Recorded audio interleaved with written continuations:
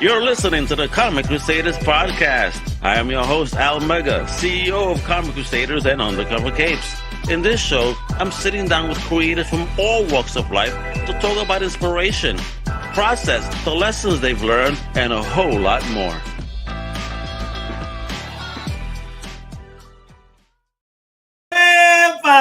This is your boy Al Mega. Welcome to a brand new Comic Crusaders podcast. And today, we have an amazing independent creator that has a fire project out right now on Kickstarter live. 13 days to go. It is called Waking Life. And I've had the pleasure of reading volume 1.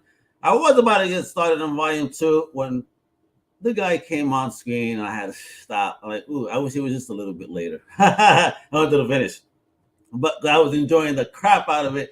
So that means a lot right there. So let me introduce this wonderful illustrator, cartoonist, educator, the one, the only, Mr. Ben Humeniuk. Uepa, mi amigo, ¿cómo tú estás? Gracias. It's a pleasure to be here. You've got me gassed up, man. I just hung out with high school students all day, and you've got me even more elevated now. Let's go. Let's bring the Uepa, Ben, to the dope book. I love what you're doing here. It's fun. Great read, fantasy, dreaming, and I've always thought about some of the concepts here. It's funny as I read it, I'm like, wow, I always thought about this kind of stuff, especially when I was a kid, you know. So we'll talk about all that in a moment, folks. Oh, yeah. But you know how it is. This is Comic Crusaders. We need that origin story. And as the first time guest, Ben, I need to know, where are you from originally? And of course, the main question here, what's the first thing in fandom you ever fell in love with? My gosh, man. So I have lived in Texas my entire life. My family worked in the juvenile prison system since I was a little kid, and that caused us to move to some interesting places. But the first time I ever remember seeing a comic book that I read was in the county library of Pyote, Texas. And Pyote, man, spelled like peyote, right? It's an interesting place. 300 people. And just down the road, we had to drive like 15 minutes to get to the county library, the next community over. And I remember they had out, the book and record sets that used to be out from Power Records, like back in the 1970s or 80s, right? They'd like reprint old comics. I remember they had like a Superman one where he's fighting bullets from space. They had like the Spider-Man issue where J. Jonah Jameson's son turns into the moon werewolf. There's like some random Star Trek one, but those are the first comics I ever read was from that library. It had some book and record comics. And I just remember being captured by the illustrations and the energy of it all. And whenever I could find a comic after that, I was interested. But really in 6th grade, my friends were reading Toy Fair magazine, which was like the toy version of Wizard, right? Yes. They had all those Twisted Mago Theater comics in there, those like photo comics where the characters are doing silly things. That's what got me into comic books. It was like wholesale, baptized, it dyed in the wool. I was like, oh my gosh, Toy Fair comics about toys are so funny. I would love to read more comics. And from there, it was off to Spider-Man, and then it was off to Scott McCloud in college. And oh my gosh, there's more than superheroes. And from there, it was just this kind of snowball effect of really me just getting material from other people and getting excited and activated and then finding more for myself. Nice. So then you had kind of a tribe growing up, to enjoy your fandom with you, huh? To some degree, the town I ended up in for most of my youth was like 20,000 people, and great place to grow up, excellent community, but very much like kind of the show in the movie Friday Night Lights is very much the vibe of my Texas hometown, right? It's good, but if you're into like the comic stuff, at least in the 1990s and early 2000s, that was a little outside of the mainstream. So we did have a local comic store. Yeah, right. So we had a local comic store, and there were some friends I could talk comics with from time to time, but honestly, it was the internet that helped me find more of my tribe through just connecting with people who were interested on message boards initially, and then Twitter really enabled a lot of that. God bless Twitter. I know it's called X, but it's still Twitter in my heart. So it's just over time, found a little bit more of that. All right, so talk about that, finding Twitter in the comic book community there. When you were looking for it, how did you find it? Did you find it through a positive means or through a negative means? Because you know how that could get sometimes. Absolutely. I got to be grateful for some friends. So fast forward a little bit. After college, I had done some cartoons at my campus paper, and I had started doing like mini comics and zines, kind of bootstrapping my comic stuff. And I'd hit a couple of conventions in Texas. Which And ones, by the way? And were you aware of them prior, or did you wind up going to them when you were older in life? no, it was stuff that I all found when I was in my 20s, to be honest. I wasn't in range of a comics convention when I was in my teens. The only one I really knew of would have been San Diego Comic Con, which would have been tough to get to. Yeah. But by the time I was in my 20s and making work, I was going to stuff like Staple, which is an independent show in Austin, great show. Comic Palooza is our big show in the Houston area, which is where I currently live. Um, and through that, ended up meeting creators and starting to be able to understand other people who are making art in the area.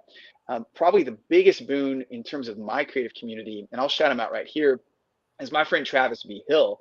And Travis is a writer. He's got an excellent comic called Thorn that he does with artist Mark Pate that comes from Advent Comics. He's working for Sequential Potential, and they adapt academic research into comic narratives for Sequential Potential. And Travis and I are working on a one-shot for Band of Bards that comes out in 2024. But he was the first one to invite me into some Twitter group chats that he had made with friends. And that allowed me to get to know people who kind of are all at the same level of like, we're making indie comics, we're working our way up. We want to get into the direct market of local comic shops. We haven't made our footprint in there at this stage yet. How do we kind of move forward together? And it really just introduced me to a group of peers that I treasure and cherish. And we still keep the conversation alive, even as Elon Musk is changing things. It's still good. So, all right. So, how do you navigate now the journey as an independent creator after meeting these folks? Did you find that it was easier to step into the independent comic, journey and create, or was it something totally new and unexpected learning? Oh man, I think it was much more of the former. I have found that in my experience, I have good fortune to see a lot of people working as independent creators in North America want to be successful, want to create work, want to be seen, but they don't view it as a competition. They don't view it as something where you got to pile on top of someone to get to the top. It is very much a rising tide lifts all boats. I think being part of the crowdfunding scene is part of that mentality. We know that if our projects are going to succeed, our peers are helping us out with part of that, advocating for our books, sharing information about that, contributing to campaigns or raising awareness. And I think that group ethos is one of the most incredible things about being in that scene, because that feeds creativity instead of killing creativity. If you know other people are running this race too, and you've got their back and they've got your back, it's a wonderful thing. I gotta ask you something here. I'm intrigued from your background. Are those ships that you have all over behind you? Do you recognize where they're from? They are Star Trek ships. They're not even Star Wars. That's what I'm saying. Star Trek. I was looking at the top. Yeah, I was like, huh? You have a handful or more. No, man, it would be excusable if they were Star Wars ships, because then that's cool, that's fine. I got a Razor Crest or a Millennium Falcon. People get that. No, Al, that is the entirety of every Federation starship that has appeared on screen in the Star Trek franchise that was produced by Eagle Moss. God rest their soul. That is my bad habit. Making comics is a good habit. Collecting spaceships is the bad habit. Oh no, I was looking. You're talking. I'm like, yo, he has a massive amount of spaceships back there. That's pretty cool. I did that. All right. So, how did you find the crowdfunding space? How did you get into that? And what was that learning curve like? Was it easy? How did you navigate? Because again, was this a solo journey in your first project, or did you find that you had to kind of build a semi-team to get it going? Yeah, I think much more of a team. I really got into it through the anthology space. There are some incredible opportunities for independent creators to make anthologies together and put them on Kickstarter so that their work can be seen and they can meet collaborators and develop that network together. My first big experience with that was with a project called Big Hype. It was a manga style anthology that was created by Doug Wood, who has done a lot of good in the indie comics community. Doug Wood good. That's like you said, campaign slogan. Doug Wood does good. Doug Wood does good, and we should do that. Here's the thing about Doug. He created a lot of opportunities for other creators. Doug has stepped back from comics to invest in his family and spend time with some family medical needs. And there's a lot of people in this community that love Doug, and we'll be excited when he can finally come back. But he created some space with his Big Hype books. I got to have some stories in there. I got a chance to work with some other projects that were coming along. And just over the course of that, began to interact with other creators who were crowdfunding, a couple of us got together to create a group called Phoenix, which is a comics collective of like-minded cartoonists and writers, kind of bootstrapping work and getting it out there. We try to promote each other's stuff as much as possible while building awareness. But that, I think the anthology space is where that really began, because then you're spreading out the risk. If a whole bunch of creatives coming together to make stuff, we can all try to draw people's eyes to it and then introduce backers to each other's work and grow the experience from there, which is such a beneficial thing. And I think the anthology really got revived in the US indie comic scene as a result, where when it was just something you might find occasionally in a comic shop, those don't always sustain sales. But if you can go directly to an audience that's interested in new work, man, that's big. That's huge.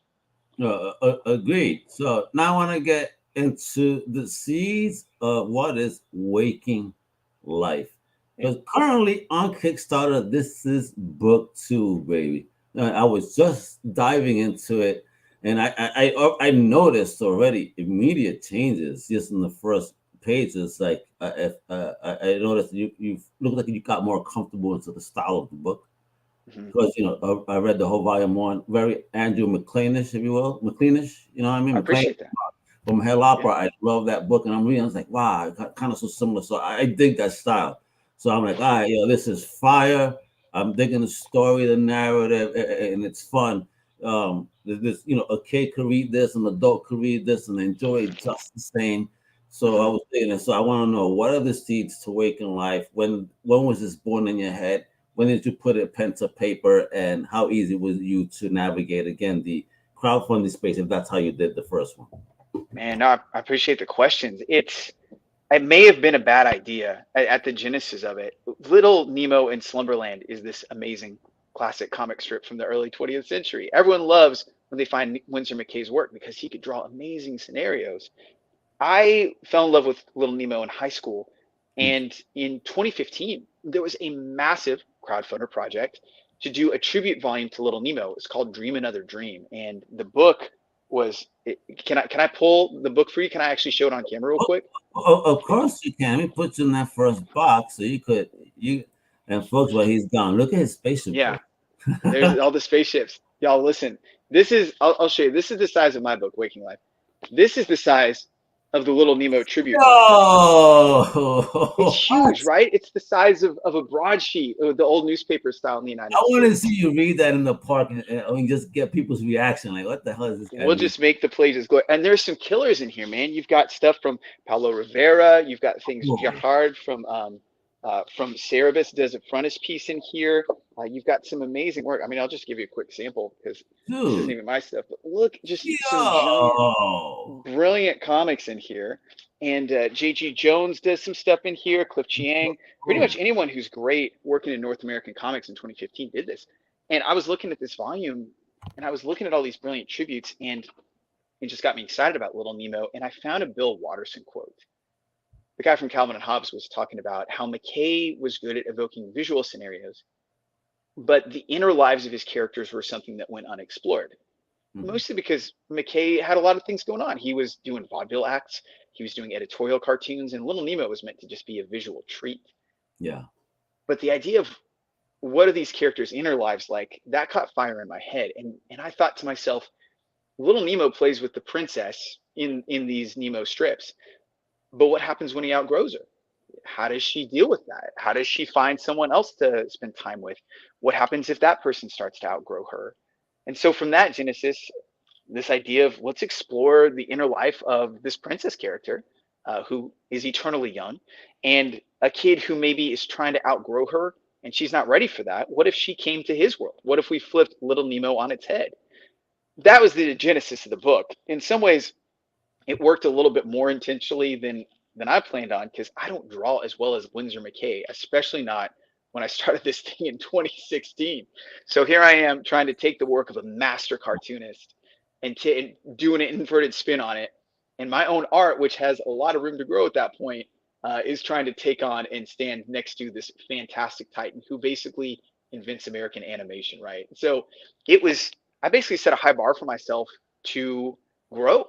And I think chasing the work of a master cartoonist like McKay caused me to develop a lot as a cartoonist over the course of telling the story, which is, I think, what you saw in volume 2. I had been learning and growing, and the craft had been developing over the course of telling the tale. Yeah, and it was immediately noticeable to me. I said, "Oh wow, popped me." I said, "Oh damn, the growth." You saw it. Yeah, I yeah, was, and now I understand. You see, you from 2016 to now, kind of. I mean, wow, yeah. amazing. All right, so folks, I'm gonna start showing this amazing project that's out now. So before anything, let me put this on the big screen over here so you guys can see Nice. these numbers. We have 13 days to go. A big salute to those 29 backers. Thank you for supporting independent comic books. Listen, we're looking for 1,200 right now. Of course, a lot more. Whereby, you know what it is. There's a couple of paydays to go on this one, so I know somebody's getting paid this week or next week. So y'all could, in fact, put some money down on this because they're so very close. $817, folks. They're so close. Let's make it happen. All right. So start digging into this wonderful world, man. Right here, look at this, and a big shout out to Ink Pub. My homie out there, Keith, and that whole team out there. You can check them out at right there, ink.marketing. All right, the Ink Studios. Check them out. Good people right there. They'll send you over a solutions guide with their services, examples of campaigns, animations, and testimonials. All you got to do is email them at solutions@ink.marketing. All right, show the love. So let's go. Love the font there. Awaken Life. When I was looking at the title, I said, okay, what is this about? I did not know what I was diving into because I go blind. Like I don't read no synopsis or nothing. Give me the book. I want to. All right, does it hook me immediately, or is it gonna be a snooze fest? And I just felt myself just caught up in the story, man. Like, ooh. And like I said, I used to think about this stuff as a kid. Well, what happens when you dream? So I like that you went upon that concept. What does happen? Do you go elsewhere? Is it a real thing? And I love that twist now. Now almost Freddy-ish, if you will. The dream comes. Yeah, Were you a Freddy fan? man. When I was a kid, I was scared to death. The way that I interacted with scary movies. This is a library story again. My school library had like book versions of like Friday the 13th and the Alien films and the Amityville Horror, and I would read those kind of between my fingers. And then we go to the local video store, and there'd be all the Freddy movies there. I think the newest one that I remember coming out when I was a kid was New Nightmare, the Wes Craven one that was like metafictional, you know. Yeah.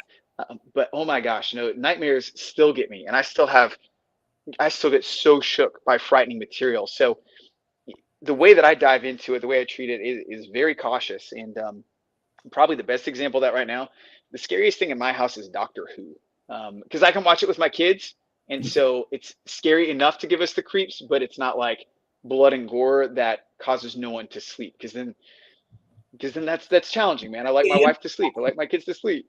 You're not watching Terrifier anytime soon, huh?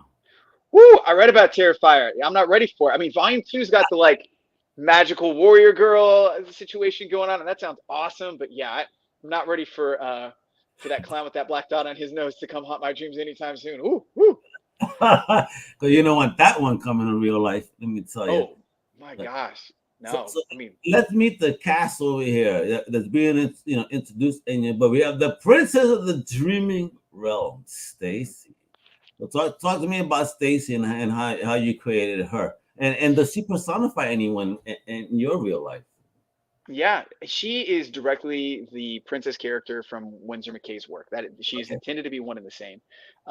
Part of her story is being revealed as the tale goes on, but essentially, the life that she knows is that she is the daughter of the king of the land of dreams. That she can have whatever adventures she wants to, but she really wants meaningful companionship. She wants someone to stick with her and be close like a brother.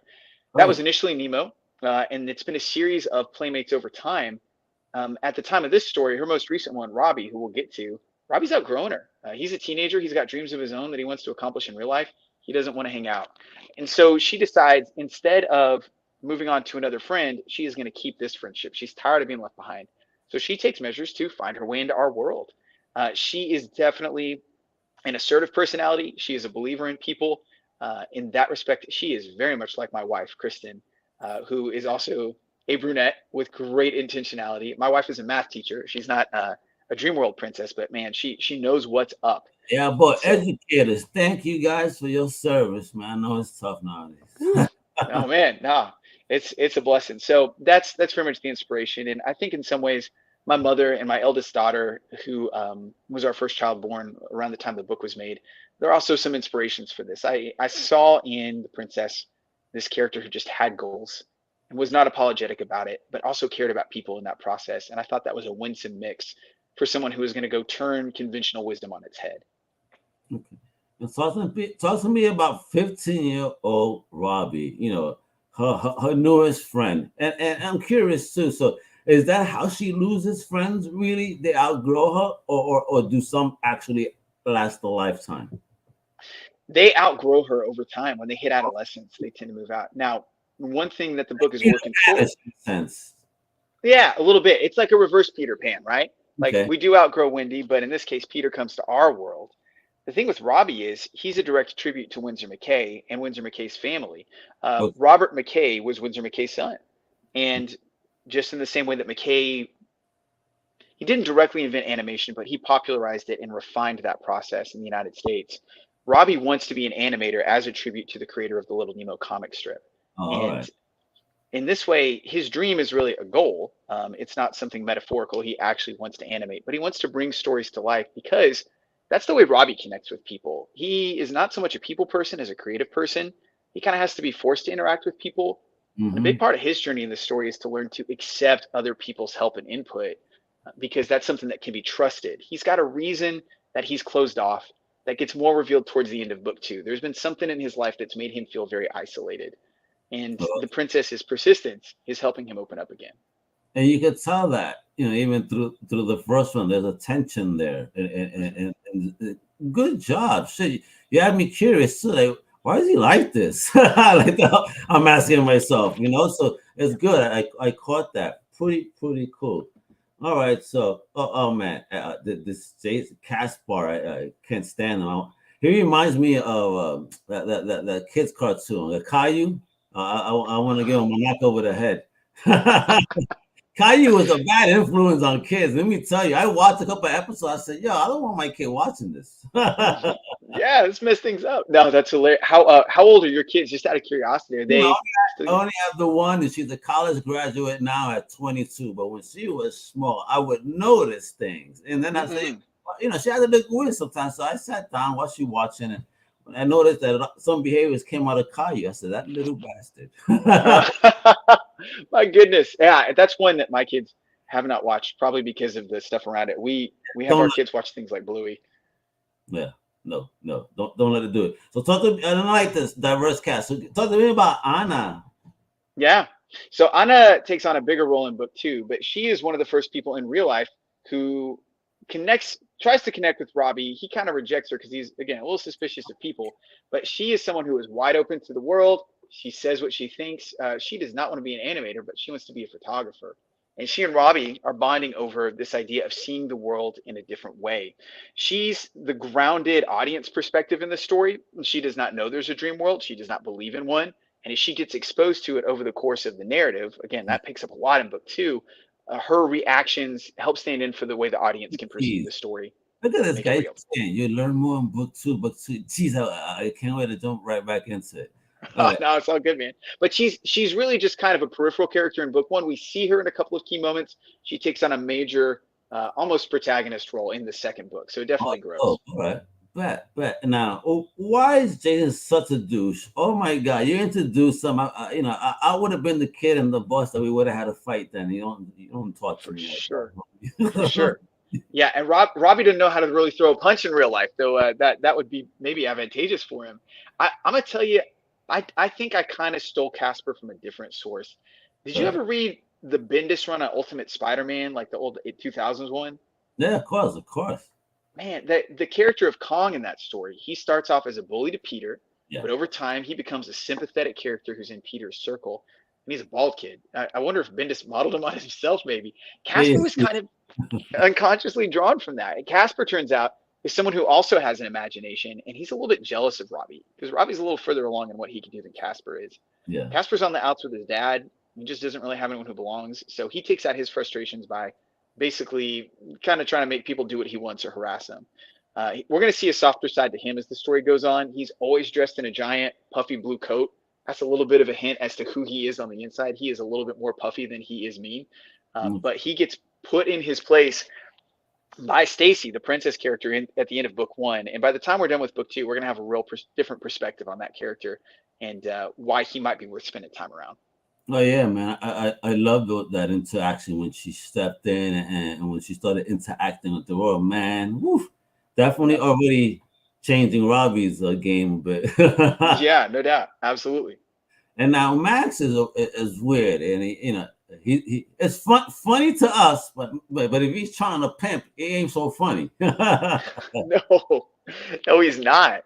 And he's a direct tribute to a different McKay character in the Nemo strips. Nemo had a friend named Flip who had a green face and smoked a cigar, even though he was a child. And Flip is actually in the story. He's hidden behind a different name, but a perceptive audience member will figure out pretty quickly who Flip is. Max is related to the original Flip from Little Nemo. He is sort of the next generation of this character who wants to cause mischief. But Max is a tender soul, and really, the thing that's motivating him is he's trying to get the attention of a girl. And that's why he's got these antics. He's not mature enough yet to know that he can do different things and actually be more of a hero than just a pain in somebody's side to get attention. And he's primarily restricted to the dream world, but he knows some things about it that even Stacy, the princess, doesn't know. And it's through his help and innovations that they might find some solutions that'll let them accomplish the things they want to in the real world. Yeah, I know there was a nice little scene. I saw it. It was just a moment when he got a compliment, an unexpected one, to the day. And I saw it. I said, "Oh shit!" But nothing was said. I said, "Okay, hopefully that'll be touched upon later." But that seemed like it was something cool that we did for him. So and talk about Candy. Yeah, that is the other side of the equation for Max. Candy is based on another McKay character whose name was the Candy Kid. And the Candy Kid was a male character in the original story, but I did not want the Princess Stacy character to just be isolated to real world people. So Candy Kid is her friend. They hang out in the dream world.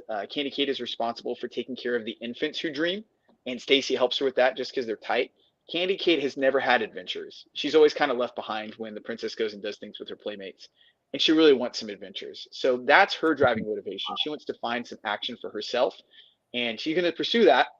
At the same time, she's starting to realize that Max has a crush on her, and she's not sure if that annoys her or if that's actually interesting.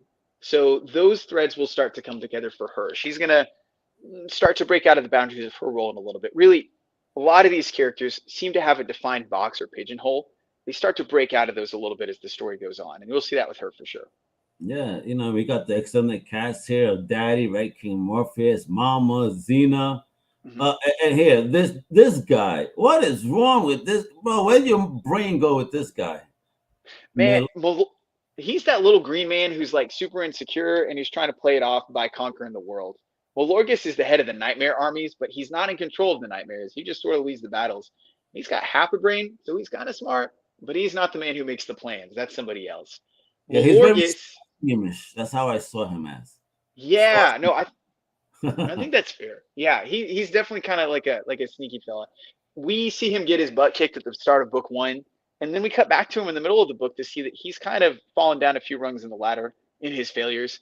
He is going to be tasked with some responsibility that will aid the nightmares in their objective to prey on human dreams. And that's going to directly intersect with what's going on with the kids in the real world in that second book. Oh, cool. And here, talk about the second world. Another character actually, went in there. And poor Princess wasn't very happy. Not a bit. Yeah, Dr. Placebo is based on the McKay character of Dr. Pill. They're not one and the same. They're pretty close. But Placebo is basically a man who is too smart for his own good. He thinks he knows what everyone else should be up to. He is not quite connected with how he comes off to people who he gives advice to. So he gives advice to the king. He's real skeptical of the king's decisions. He is sent to our world to watch over Stacy, maybe as a punishment, maybe as a way to help. He's kind of an annoying character, but he will, despite his best tries to stand in our character's way, find himself becoming more sympathetic to what they're trying to do as he understands it. He's a man who lacks internal understanding, and once he gains that begins to benefit other people. And lastly, the Bane. Is this the bane of all existence here? As a bane of all existence. Absolutely, man. And again, that's a little McKay joke. One of Winsor McKay's bosses when he worked in the New York newspaper scene was a man named Arthur Brisbane. He was an editor who was very kind of polemic. He wanted to make a lot of big statements about things he hated. And McKay did not like drawing editorial cartoons for this guy, and Brisbane made his life miserable. So I figured if we're making a story based on the man, let's make the antagonist named after the man's real life antagonist. So the Bane is a person who comes in and tries to control the nightmares. He's got an agenda. He has some things he wants them to do. He seems nightmarish, but his outward appearance is actually all armor. We don't really know what the Bane looks like yet. And the revelation of that information is going to be pretty shaking to the characters in the story. Ooh, and let's take a look at a couple of interiors from the one that you could see. I mean, look at his coloring, line work, panels. I mean, are you doing everything on this, or you have a team on this? What's popping? It's all me. It's all me. The one man show. Jeez. You be Robert Rodriguez here, because when he first started making movies, he was the one man band, apparently bringing everything all by himself. Man, Rebel Without a Crew, right? That was the book he wrote on it. Absolutely. Gotta love Robert Rodriguez. I got a book over here, Red Rocket 7 by Mike Allred. Rodriguez writes the introduction. He said, I read this book because my son's name is Rocket, and I just dug it, and this book's amazing. And Mike Allred, at least, works with his wife. He's got a team on that. No, this all me. So if anything here is good, I will take credit. If you don't like it, well, that's all my fault. So I got to take both sides of it. But it's fire. So talk about working on this particular project, because you started that first, you said, so many years ago. So how much time between that first and when you started laying pen and paper on this one? I think it was about a year of process. I started thinking about this story after my son was born in 2015. And I was working at a nonprofit in Houston at the time. So I was driving back and forth between my home and the kind of suburban area and the city itself. And I just had a lot of time to think in the car, and McKay was really on my brain. So I decided it might be good to make a webcomic out of this idea. And what I could do is I could design my pages to be basically the size of McKay's newspaper pages, but I could break it up into smaller boxes so I could publish it on the web. So you could see a big page with as many as 16 panels, or we could do it a panel at a time, kind of with the webtoon scroll.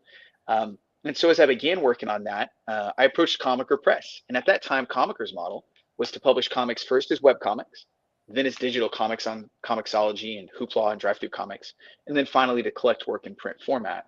And with a web comic model that could be converted to something else, that created some opportunities to do things with their publishing model, which I was really grateful for. But a lot of Waking Life is built for speed. So you'll notice real world scenes, they're limited to like a 5-color palette. We don't have a lot of different colors there. The dream world scenes, they actually use a color palette that's from 1930s comics. So it's the kind of stuff that wasn't exactly around when McKay was working. It's a little bit after his time, but it evokes the kind of wild colors that he was known for. I love this, man. And look at the panels, man. How much fun was it putting this together? Oh my gosh, that's a good time, man. I mean, you got all the budget in the world. It's just what you can put on the page, right? If you want to tell a comic story. So to come up with wild ideas and just stick them in there was like, wow, it was a delight. I think kind of like Robbie, I get to let my imagination run around a little bit. And that's always fun, All right. So how is then running that journey dolo? Is it nice peace of mind? Are you hard on yourself? Do you give yourself, a schedule and a time frame to get work done? Because again, being by yourself and having to work with others, you might get a little lax sometimes. Like, for sure. A lot of it is from Comicker. Comicker helps me with the schedule for it. So basically, once I started creating the material, we would set deadlines for when things would go on the web or when they'd be published in issues. And in terms of the books, book 1 was really made from 2016 to 2018, came out in print 2018. And then book 2 was in process from 2017 to about 2020. So with book 2, it's honestly been hanging out for a little bit, and I've been revising it and working on it and tweaking it to the point where it's ready for publication in 2023. And Comicker has been really gracious with giving me the timeline to make sure that second book reads and feels as good as I want it to feel. Wonderful. And how many volumes are you thinking, you're going to push this story? Volume 2 ends on a cliffhanger. This is our Empire Strikes Back of the story so far. So it definitely asks audiences to come back for a third story. The third volume would ideally be out next year, maybe a little bit early in 2025. But that should wrap up the main plot threads of the story and bring a resolution to where things are with Robbie and Stacy and their friendship and what they're doing in life. Now, that said, there is a whole sequel storyline ready to go for Waking Life that involves a lot of craziness in the dream world. We spend a lot of time in our world with this story. Once the real world stuff's done, we got to go over there too. So if the audience wants it and they're there for it, we've got a sequel storyline lined up that can follow this main story. I mean, I kind of see it because if she's gone, there's going to be some drama, a vacuum, if you will, left. So I'm sure there's going to be some shenanigans. Oh, yeah, absolutely. And folks, listen, let's start taking a look real quick before we go here. You can start as simple as $1 and be kind and donate that buck because, a buck is nothing. Come on, folks, nowadays. But of course, if you want to get something, because who doesn't want something, it starts at $5. You can enter the dream realm right there. All right, one item included with some optional add-ons for $10. Now you're getting the PDF. Hello, kiddo. You have a high-quality PDF for Waking Life Book 1 for $10. The story begins. All right, you can start reading this bad boy. I definitely recommend it for sure. Then you go, I like it here, high-quality PDF for Waking Life Book 2. And you are putting these college words there, as Chappelle said. Trying to challenge that audience, man. Oh, man, awesome. So that right there for 15, we got Citizen of the Dreaming Realm Against Awakened Life Book. Oh, wow. So you get, that's the deal right here. That's the deal. So if you want to pay $15, you can get the entire story in digital format for the same price as one volume in print format. We really wanted to make it available to those who wanted to check it out. Oh, and just to tell people, how many pages is this per volume? So people know how much content they're getting. Yeah, you're notching. I keep saying online that it's over 300 pages. It's actually a little closer to 400. So book 1 runs about 186 pages. Book 2 clocks in at about 200. So you're getting, almost 400 pages of content between both stories. You hear this? You tell me, guys, what publisher is going to give you that much content in pages for $15? None. It's a deal. We want you to see it. And it's a fun book. Trust you me, you're gonna get hooked. I'm telling you, I'm anxious here to get back to reading. Now, of course, you can start getting a physical copy right here for 15. Now, if you want to smell the ink and get that shelf porn, as I like to call it, right there, you can enter the door and put that on your shelves for $15. That beautiful book, not just one, but also volume 2. I mean, get the set, folks. You gotta look how dope that is. Look at those spines. That'll make a nice colorful array on the shelf. And look, again, he does it, folks. Let me show you this again. $15 for volume 1, $15 for volume 2, print copies. But guess what, folks? If you want both, $25. That's right. Come on. We want you to read it. We value this work, but yeah. And again, you already heard the multitude of content you're going to get here. Where in the world are you going to get that much for that price? They're not. They don't make epic collections no more stuff like that at that price point anymore. Those days are over. But my man here, Ben, is keeping it alive, baby. He is keeping it alive. Love it. I appreciate it. Yes. So what's this here? So this one for $35. What are we getting? Okay, you're getting the PDFs and the prints for $35. And of course, he ships anywhere in the world on these, right? Even on the hardcovers, yep, anywhere. That's where we're going. Yep. Now we're talking some here for you guys that love extra stuff and want to enjoy even more of the world of indie through Comicker Press. Talk about this baby, Ray, for $60. What about people getting? Yeah, you get some incredible stuff through that. That's got a collection of all of Comicker's print comics so far. You get Kate Sharon's Casebook of Rabbit Black, which is a enjoyable madcap murder mystery.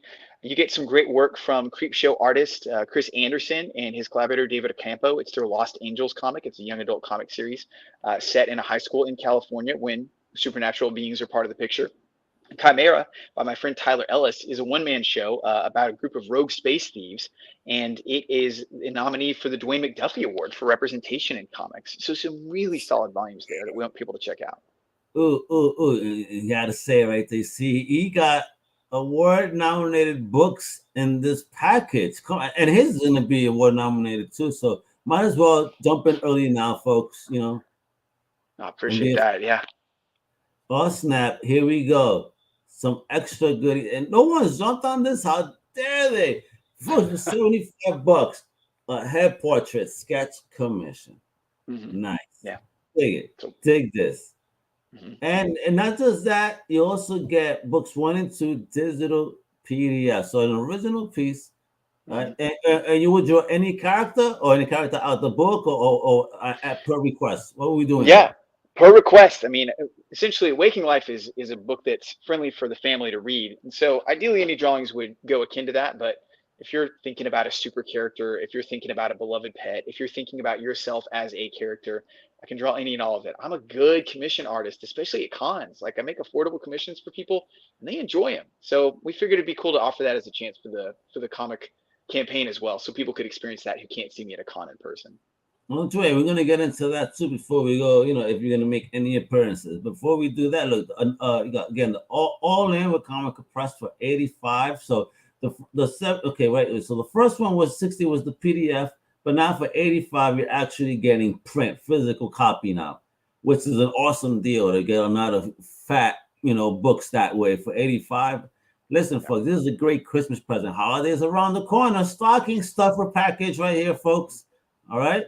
But whoever you give Waking Life to, make sure you give them both. All right. Oh, please, yeah. Do not leave yourself hanging. No. Yeah, don't do that to them. All right, don't do that to them. Give them a nice gift. Don't look cheap. All right. Yeah. And now from ahead, we could get a bus commission right here for $120. Now you're getting a little bit more. If you want to show off your pecs, fellas, or whatever else is going on, ladies. You know what I'm saying? A little more of the environment goes in there. You can see what's going on around. So yeah, we expand the horizon a little bit. Love it. Now 130 all in print and digital for those to keep you collectors that don't like putting creases in them spines. Mm-hmm. There we go. This is the package for you. You got your self porn, and then you're gonna get some nice digital for your tablet. You can put all your fingerprints on and not worry about it losing any value. All right. There you go. Oh man, look at this. This guy keeps teasing. The commissions keep getting bigger. That's our biggest tier right there. Yep. Well, this is the big one. 5 out of folks. Why are you guys not jumping? It's a full body sketch for $180. Heck yeah. And you're getting comics along with that. How could you say no? How could you say no? With optional add-ons, folks. Right, homie got everything. I mean, look at all these goods. We got stretch goals, coming soon.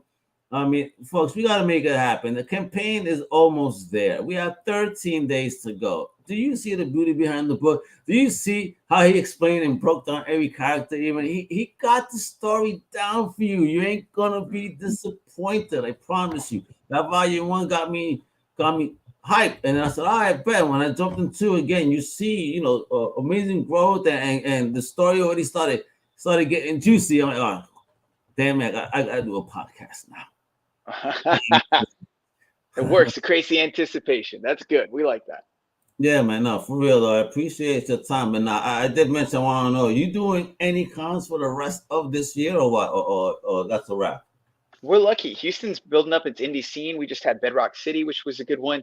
We've got Comic Indie coming up in December. I will be there along with some other Houston artists. One that I would point out is Jeremiah Espinoza. He's an artist down here, writer in Houston, and he's got a Kickstarter campaign going for his Hallowed North book. So we'll both be posted up there and would be excited to meet folks who are around the Texas area if they're in town to show off our stuff. I should have Waking Life Book 2 in hand with me at that show early December. We've gone ahead and sent the books off to print, even as this campaign's going. We believe in this story, and so it should be available in December for those who are looking for it in time for Christmas. And you hear that, folks? In time for Christmas is right. Great gift. And look at this. Ahead of time, you're getting your book, unlike other people that have waited almost 12 years to receive my project. right there, folks. Support the project, inc.pub/waking life. All right, it is live. 13 more days to go. Again, show love for amazing independent. Not just that, he's an educator, man. He's out there taking care of America's kids right now and educating them. So you know what? Show some love and support this amazing teacher as well, yo. For real. Thank you for doing what you do. One last thing here, of course, as a teacher, I gotta ask now. Of course, let's have that inspirational moment. What would you tell the young America, young creators trying to step into the game nowadays? I think the message of this book is the message that I would want my students to have, which is when you chase your dreams, you can't chase them alone. You've got to have people around you. And the more that you can be vulnerable, lower your guard, and trust your heart to people that are worth carrying that, the more support you're going to find. I see this in my students at a really competitive high school who are trying to get the GPA in an honors class. I see this in the creative writing class I teach there, where students are giving feedback on each other's work and helping each other grow just by that contribution factor. We need each other. And when you're in a school, man, that's a great place to find your people and see who you can lean on, because we definitely need that. Yeah, folks, don't be shy, be social, be friendly, collaborate, and build. It takes a village, no matter what it is, for real. So let's all make it happen, for real. Yo, Brother Ben, I appreciate you. Thank you for hanging out. And of course, allowing me an opportunity to check out the project as well. I'm blessed. I'm happy. I think you're amazing. I can't wait to see where the story, keeps going from here. And hopefully it becomes a cartoon, a film. I mean, which one would you prefer? Cartoon, film, TV show, live action? Like, what would you think? Man, that's a great question. I think this probably leads itself best to animation. Animation's inspired so much of this story. If people wanted to watch it, it would ideally play out over a couple of different installments. Maybe a show. I think that would probably be its best venue. But man, if the audience loves it and they want it, they'll let that be known. And so we'll keep making stories for it if you guys keep wanting it. Yep, keep making it. Folks, support independent comics, all right, and amazing creators. Thank you for watching the Comic Crusaders podcast. Hasta la próxima, mi gente. Much love. Hueva! Thank you for listening to the Comic Crusaders podcast. If you like the content, please subscribe and turn on notifications. Also, please visit comiccrusaders.shop and our extended podcast family over at undercovercapes.com. And also, make sure to download the Comic Crusaders app on the Google Play Store today.